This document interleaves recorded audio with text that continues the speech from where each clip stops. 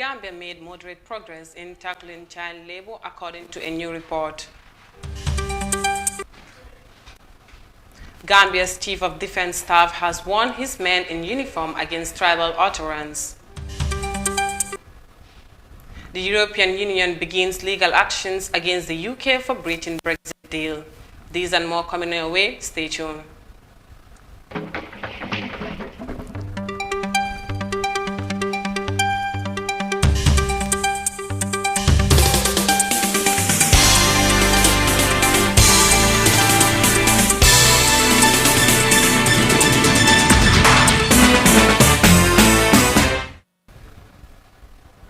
Welcome back. You're watching The World Today with me, Sohna Tunkara, and now the news in detail.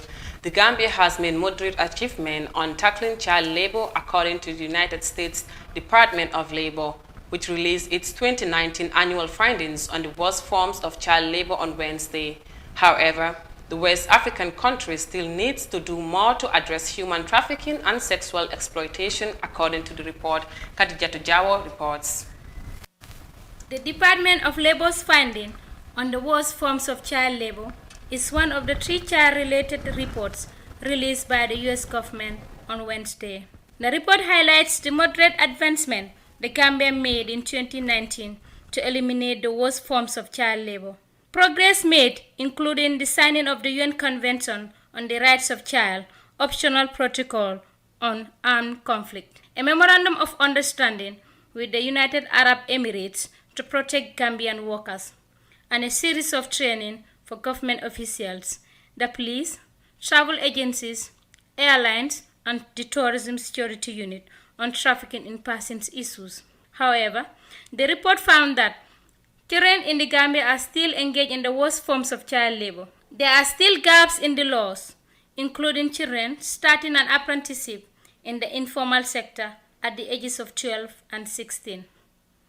And the scope of social programs is insufficient to fully address the extent of the problem, according to the report on the worst forms of child labor. Such social programs do not reach all children working in agriculture and domestic work.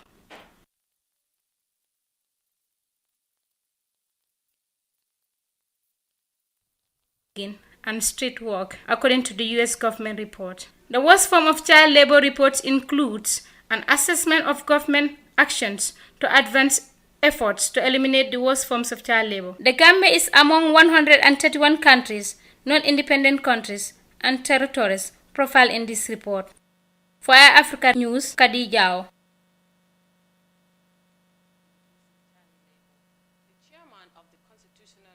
Commission said the draft Constitution Promulgation Bill 2020 is not dead.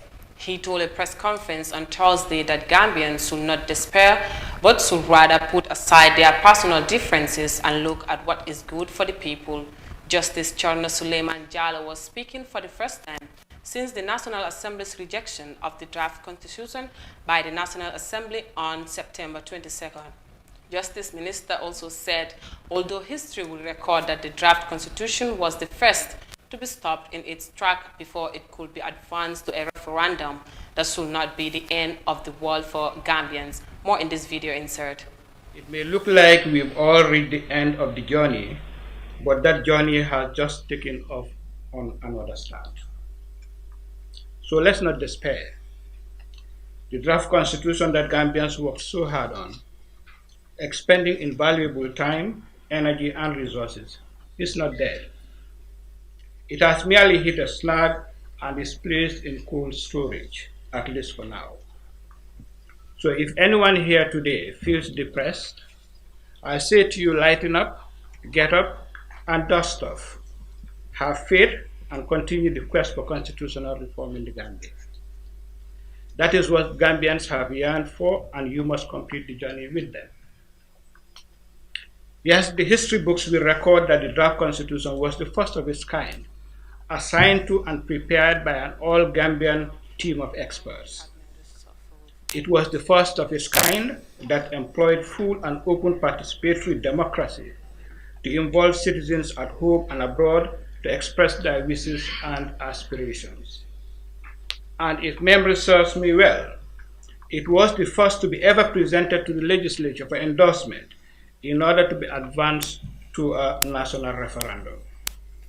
But history will also record that it was the first to be stopped in its tracks before it could be advanced to a referendum. That in itself is not and should not be the end of the world for us as a country. So again, let's keep the faith. It's not that, according to CRC officials. Now, following a minor cabinet reshuffle by President Adama Barrow, some members of the public have reacted to these new ministerial appointments. While many welcome the former mayoral candidate's appointment, MC Cham, the National Youth President of the GDC, told iAfrica Good Morning program that his appointment comes at a bad time. Let's hear more. The president has on Wednesday appointed Bakari Baji as the new Minister of Youth and Sports and announced the sacking of Hadrame Sidibe, the previous holder of the post. Reacting to the appointment, MC Cham, the youth president of Gambia Democratic Congress, told iAfrica's Good Morning Africa program that Baji is a good choice. However, Cham said this appointment came at the wrong time because the current government has already lost its way. Well, luma jaxat time mum jël liggéey bi. Time mum jël liggéey bi. Fofu la jaxat because right now nguur bi su naw sun bofa rek nguur bi is totally fail. And right now fum nekk ni year bi jeexna. So next year yaa ngi dugg election year jamono campagne.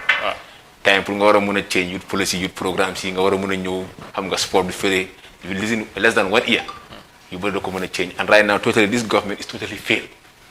Meanwhile, Kemeseng Sane, alias Kek, an activist, welcomed the appointment of Mr. Baji. Sane said Baji is competent and hardworking. Very well, and it is something that we have been yearning for quite a long time. And my observation or my point why Bakari is appointed, or I welcome the appointment of Bakari, is based on the fact that the competence that Bakari has when it comes to working with youth, and his track record has speak volume of the type of person he is, and more especially he's a youth, and we can associate ourselves with Bakari when we have him as a Minister of Youth and Sport, and having somebody who is far older than us and being our Minister of Youth and Sport. Kemeseng Sane said the new minister should know that this is a country that they have failed to build for 54 years, and him being the minister, his legacy is at stake. He added that Baji should work and put national interest first before putting any other personal interest. Let him know that we have a country to build, that we have failed to build for 54 years. He being the minister, his legacy is at stake, and we have to work and put the national interest first than any personal interest, and make sure that we work towards achieving and leaving a legacy behind. When he goes, people will say that, okay, Bakar was one time here, and this and this and that, that's what he did in this country, and that legacy will follow him for the rest of. Let him put national interest first, and put his wisdom, that we all know that the wisdom that he has, and work for the interest of this country. Yes, he's appointed by the president, but he's not there to serve the president, but he's there to serve the Gambian people. Bakari Baji has worked for the National Association of Youth and Children's Organization before joining the Child Protection Alliance, where he served as program officer. He had served as councillor at the Kanifing Municipal Council. Baji, who later relocated to the USA, contested the mayoral seat of the Kanifing Municipality Council in 2018 but lost to Ahmed Talib Bensouda. Fatmata Kasim reporting for iAfrica TV. While Gambians' reaction continue on Bakari Baji's appointment, the European Union has begun legal actions against the UK after its Prime Minister planned to break the Brexit deal. A deadline given to the UK by the EU to override some of its sections on the International Market Bill elapsed on Wednesday. More of that in this report. The European Commission President Ursula von der Leyen announced on Wednesday that the UK had been put on formal notice over the internal market bill tabled by the Prime Minister last month. The UK dished the call of the EU to drop some of the clauses on its draft international market bill, which Ursula said is a breach of good faith. This draft bill is, by its very nature, a breach of the obligation of good faith laid down in the withdrawal agreement. Moreover, if adopted as is, it will be in full contradiction to the Protocol of Ireland, Northern Ireland. The deadline lapsed yesterday. The problematic provisions have not been removed. Therefore, this morning, the Commission has decided to send a letter of formal notice to the UK government. This is the first step in an infringement procedure. The EU Commission's letter is the start of a legal proceeding that could end at the European Court of Justice, which could lead to financial penalties. Ursula re-echoed the need for the UK to respect its side of the Brexit agreement on trade. The letter invites the UK government to send its observations within a month. And besides this, the Commission will continue to work hard towards a full and timely implementation of the withdrawal agreement. We stand by our commitments. The internal market bill, which enabled the free flow of goods and services across England, Scotland, Wales and Northern Ireland after the end of the Brexit transition in January, according to the government. The bill gives UK ministers a chance to modify any rule of the trading deal that will come into force from 1st January if the UK and EU are unable to reach an alternative agreement through a trade deal. The bill passed its final stage in the House of Commons on Tuesday and will now move to the House of Lords, where Boris Johnson's Conservative Party does not have a majority. For iAfrica TV, Sohna Tunkara. From that report on EU taking legal actions against UK, now moving on to the Gambia, Yankuba Odrame, the Chief of Defense Staff of the Gambia Armed Forces, has warned of the dangers of peddling tribal sentiments as he presides over the promotion of soldiers to various ranks on Wednesday. Ibrahim Akebi Sanko has more. Army Chief Yankuba Odrame told newly promoted soldiers to desist from promoting tribalism because it triggers wars and topples governments. Just as it wrecks courtship and dwarf job seekers, 22 soldiers were promoted to the rank of captain and major at the Joint Officers Mess in Kutu, where Drame said tribal interests have played a major role in armed conflict and civil unrest across the African continent. Another issue of concern is the issue of tribal sentiments. This day in this country, the aspect of tribal sentiment is on the rise. You go through the social media, in our individual bantabas, in our individual gatherings, people propagate and instill tribal sentiments. To me, is a dangerous precedent. We've seen the repercussions of conflicts. And perhaps, if I may emphasize, none would emerge as a winner. Everybody is going to be a loser. CDS Drame noted that no individual tribe will stand to win if there is a conflict in the Gambia. He also said bullets do not segregate during wars, citing a saying of the Holy Prophet of Islam. If you go by the hadith of the Prophet, may peace be upon him, he said, and I quote, "Fitna is there sleeping, and cause is on any one of you who dares to wake him up." Why? You cannot predict the outcome. Even perhaps you, the perpetrators, you could fall a victim of that conflict situation. It could be you. It could be your mother. It could be your father. It could be your brothers. It could be your sister. There is no discrimination when the bullets start flying. The bullet will not say, I will touch this tribe and I will not touch the other tribe. The army chief said Gambians should cherish the peaceful coexistence amongst them, and that soldiers have a responsibility to safeguard and protect the peace and security of the country. Of course, all well-meaning Gambians, they have a very active and pivotal role to play in the maintenance of peace and tranquility in this country. It is more so on us as serving members of this fine institution we call the military.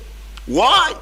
Because as a serving member, we are aware that peace and security is a continuous process that must be pursued at all times, at any given circumstance. In the absence of effort to build genuine political parties that compete on the basis of ideas, many African countries have reverted to tribal identities as foundation for political competition. Leaders often exploit tribal loyalty to advance personal gain, parochial interest, patronage, and cronyism. But tribes are not built on democratic ideas but thrive on zero-sum competition. As a result, they are damaging to democratic advancement. Reporting for iAfrica TV, I am Ibrahima Kebi Sonko. Mr. Drame, Chief of Defense Staff, warned soldiers over tribal sentiment. Now we'll go with a short commercial break and continue with the rest of our stories. Stay tuned.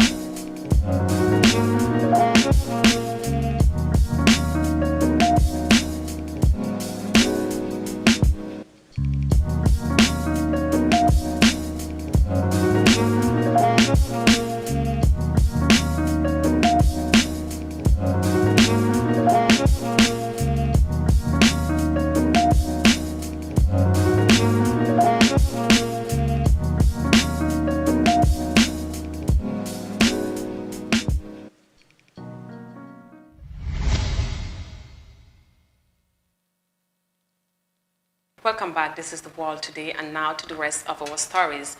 President Adama Barrow on Thursday appointed Bakari Jammeh, the central bank governor, as Minister for Trade, Industry, Regional Integration and Employment. Mr. Jammeh replaced Lamin Jobe, who was relieved of his cabinet post yesterday. In the same vein, the President of the Republic of the Gambia has appointed Mr. Bouassedi, the Permanent Secretary, Ministry of Finance and Economic Affairs, as Governor of the Central Bank of the Gambia. From that, we move to Zimbabwe because their president has launched an agricultural mechanization facility project worth over $55 million with support from Belarusian government. The equipment is expected to boost the country's agricultural sector and also to help realize the government's vision for a vibrant economy. Mr. President Mnangagwa urged private investment groups and stakeholders to embrace the initiative of promoting more participation in agriculture. Details of that in this report. Several high-ranking officials from Zimbabwe and Belarus converged at the Institute of Agricultural Engineering in Heathcliff, Harare this Wednesday to witness the commissioning of the first batch of 51 million United States dollars worth of agricultural equipment by President Mnangagwa. The equipment, which includes 474 tractors, 60 combine harvesters, 210 planters, will be accessed by farmers through designated local banks. I am delighted to officiate at this launch of the US 51 million Belarus mechanization facility.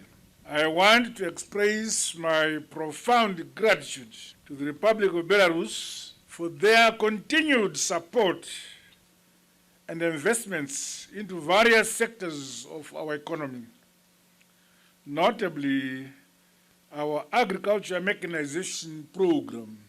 In my discussions with my counterpart, the President of Belarus, Republic of Belarus, President Alexander Lukashenko. And we identified that agriculture, mining, infrastructure development, and science and education, those 4 areas of endeavor are critical for the growth of our economy, for the modernization of our economy, and for the industrialization of our economy. So today we are witnessing the realization of that vision. President Mnangagwa expressed gratitude to the Belarus government for facilitating an additional Phase 2 mechanization facility, which will see Zimbabwe receiving more agricultural equipment to the tune of 50 million United States dollars. I'm happy that yesterday, delegation from Belarus and my delegation were able to structure another facility of similar value, which will promote our vision to achieve self-sufficient food security in Zimbabwe. And this requires the availability of agricultural land. It requires the mechanization of agriculture, and this is the process we are making. It requires the availability of water, and we are in the process of infrastructure development of dams and the water bodies in the country in order to have enough hectarage under irrigation to satisfy our domestic and the surplus needs. Fourth but not least, it requires people, and Zimbabwe's people who like agriculture. The president took the opportunity to implore other political formations, non-governmental organizations, churches and stakeholders to mobilize all progressive Zimbabweans to leverage on government agricultural programs.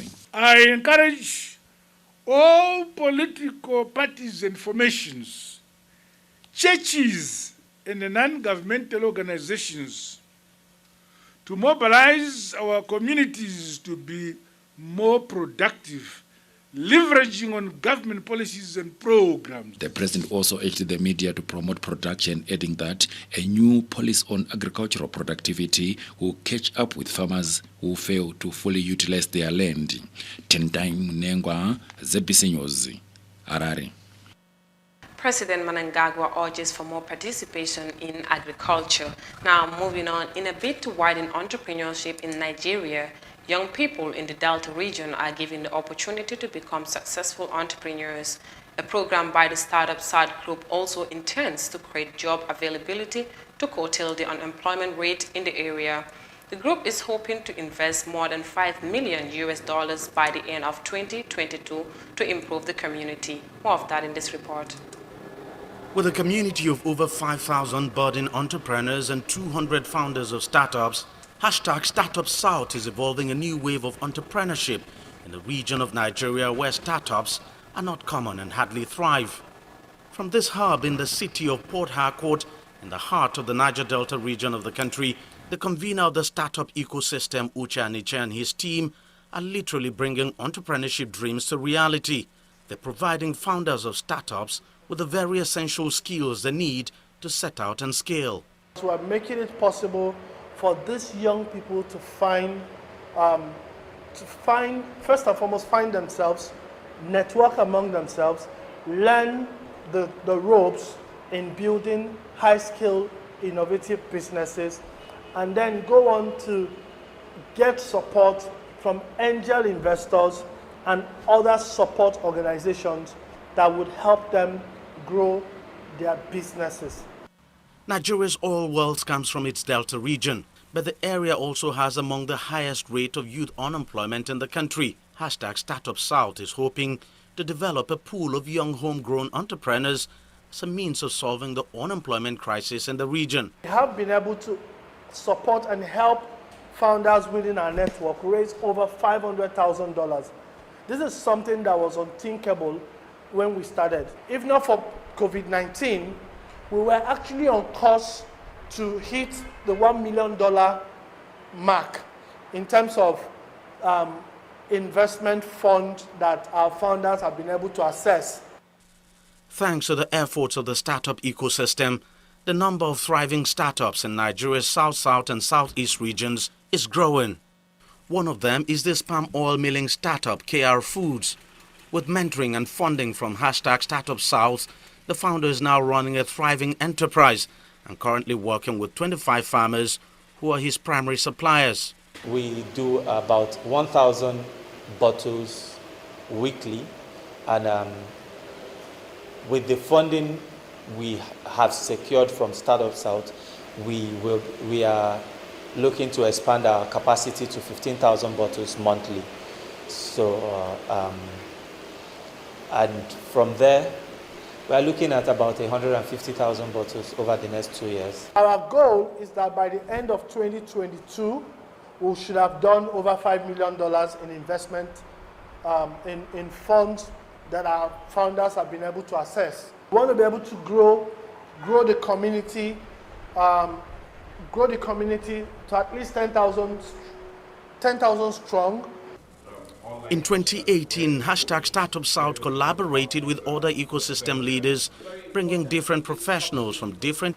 Antonio Guterres said, although COVID-19 brought new ideas and innovation for possible change of mindset, it also challenged people to answer difficult questions on facts about the virus and change their course. Mr. Guterres talked of the devastating effect the COVID-19 deaths have on the people. Our world has reached an agonizing milestone.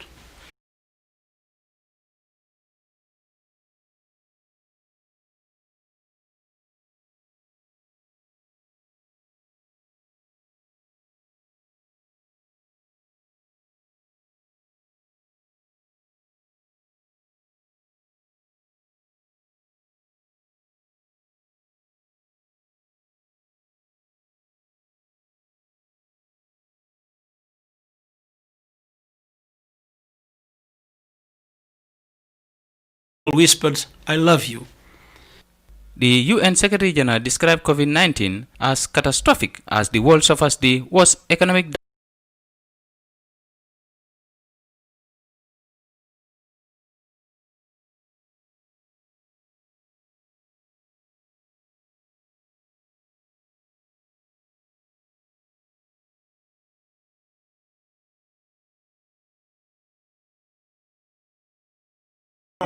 ak baluwoo daal yaay dugal sa xaalis fi nga ko bëgga amee ko ci ni nga ko bëggee.